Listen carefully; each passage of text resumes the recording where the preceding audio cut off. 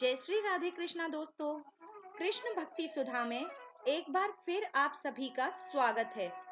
दोस्तों, मेरा आपसे अनुरोध है कि आप यह वीडियो अंत तक जरूर देखें और ध्यान पूर्वक सुनें।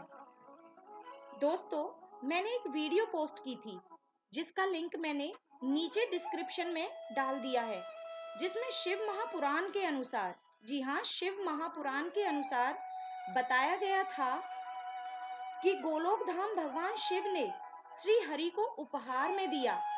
उस वीडियो पर बहुत लोगों ने अपने विचार साझा किए, लेकिन मुझे एहसास हुआ कि मैंने अनजाने में ही श्री हरि और हर की श्रेष्ठता का विवाद छेड़ दिया। सबसे पहले मैं शिव महापुराण के उन पृष्ठों को आपके साथ साझा कर रही हूँ। यहाँ संस्कृत और हिंदी में दोनों में ही लिखा हुआ है।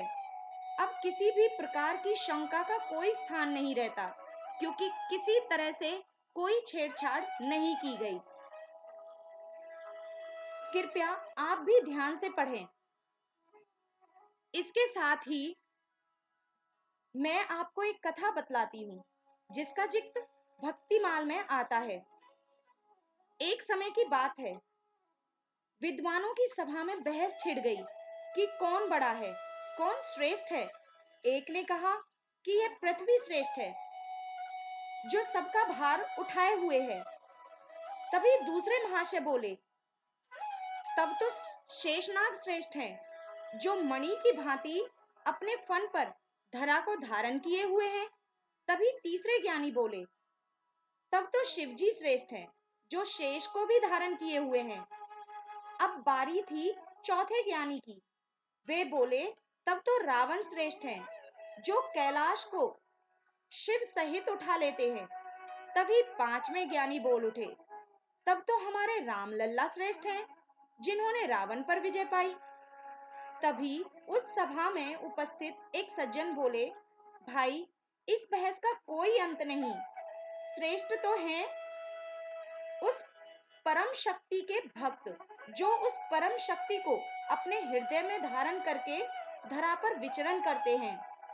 दोस्तों, इस कथा को पढ़कर मुझे बहुत आनंद आया। मैं रोमांचित हो गई, तो सोचा आपके साथ भी साझा कर दूं। दोस्तों, हमारी मानसिकता इतनी संकुचित कैसे हो सकती है? हरि और हर दोनों अभिन्न हैं, एक हैं। फिर कौन श्रेष्ठ है, इसका तो सवाल ही नहीं उठता। फिर भी अगर आपको लगता है कि कौन श्रेष्ठ है, तो इसका फैसला तो वही कर सकता है जो इन दोनों को पूर्ण रूप से जान गया हो। और ईश्वर को भला पूर्ण रूप से कौन जान पाया है?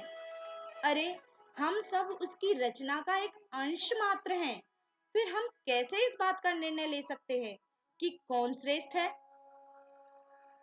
दोस्तों, एक व्यक्ति था जो आदर्श पिता होने के साथ साथ समाज के दुश्मनों को सजा देता था तथा अपने बच्चों का पालन पोषण बड़े प्यार से करता था।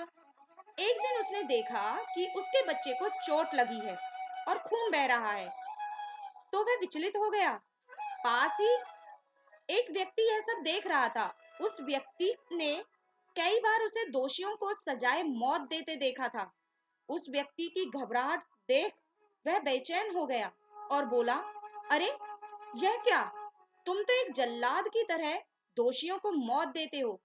तब तो तुम्हारे चेहरे पर कोई भाव नहीं आता, और आज बेचैन हो गए। आखिर तुम्हारा कौन सा रूप सच्चा है? तब वह मुस्कुराया और बोला, मैं एक ही हूँ।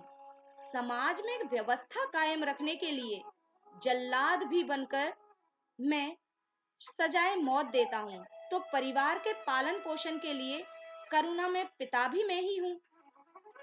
बस दो रूपों में कर्तव्य के कारण बटा हुआ हूँ, परंतु मैं हूँ तो एक ही। दोस्तों, आप कोई भी घटना उठाएं और देखें, इनका एक दूसरे के प्रति प्रेम और समर्पण स्पष्ट नजर आता है। प्रेम इतना कि रामेश्वरम की व्याख्या ही बदल डाली। स्वयं तुलसीदास जी ने भी कहा है कि दोनों में कोई भेद नहीं।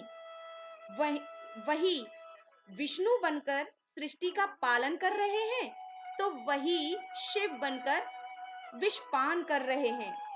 जब कृष्ण रूप में श्री हरि अवतार लेते हैं तो शिव कैलाश छोड़कर ब्रज दौड़कर आते हैं दर्शनों के लिए।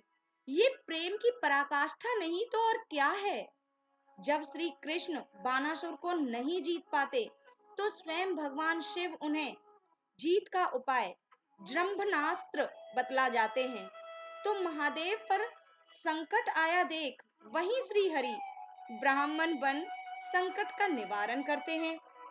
जिस तरह सिक्के के दो पहलुओं को अलग नहीं कर सकते, उसी तरह श्री हरि और हर को अलग नहीं किया जा सकता।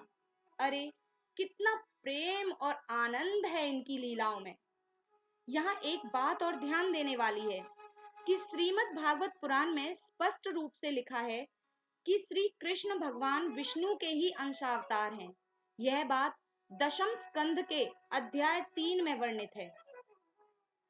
दोस्तों, क्यों उलझना इन विवादों में। रास्ते भले ही अलग अलग हैं, पर हम सबकी मंजिल तो एक ही है, बस उस परमात्मा को पाना। ठीक है, जिसको जिस रास्ते पर चलना पसंद है चलने दो। क्यों एक दूसरे के रास्तों को छोटा बड़ा बतलाकर भटकाना।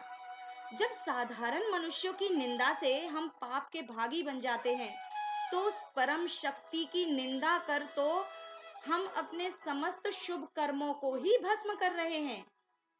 रामकृष्ण परमहंस जी ने तो अलग अलग धर्मों में जाकर साधना की थी और पाया कि मंजिल वही एक है। फिर हम सभी तो हिंदू हैं, आखिर झगड़ा क्यों और कैसा। आज हम अपने धर्म की महानता भूल चुके हैं और बाहर के लोग हमें बतलाते हैं कि आपका धर्म ऐसा है और हम उस पर भरोसा करते हैं, अपने ग्रंथों पर नहीं। उस परम शक्ति से प्रेम का नाता जोड़कर तो देखिए। वह वही चाहता है।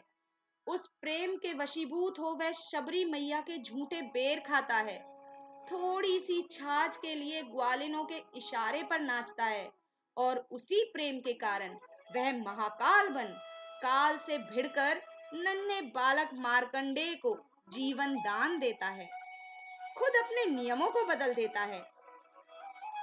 दोस्तों, अगर आप ध्यान दो तो अंतर सिर्फ इतना है कि हरि नटखट हैं, चपल हैं। जी हाँ, हरि नटखट हैं, चपल हैं और हर तो सरल हैं। ये अलग नहीं। भगवान शिव की सरलता और भोलेपन की कोई सीमा नहीं। रीझ कर देने पर आए तो सब कुछ लुटा देते हैं। पुराणों में भिन्नता का कारण भी प्रेम और भक्ति ही है।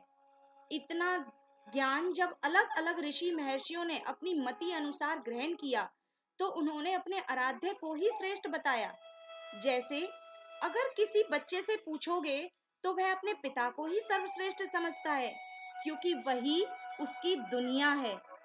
हमें उन संतों के प्रेम हमने उन संतों की प्रेम और निष्ठा की गहराई को ना समझकर बेकार के विवाद को जन्म दे दिया।